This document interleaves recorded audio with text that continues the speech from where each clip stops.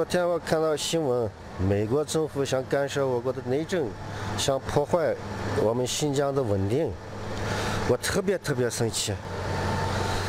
这个幸福的生活不是美国政府，而是我伟大的祖国中国给我创造的。这个幸福的生活不是美国政府，而是我伟大的祖国中国给我创造的。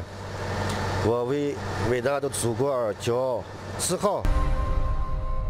美国粗暴干涉中国内政，对新疆人权问题指手画脚，不得人心，毫无道理。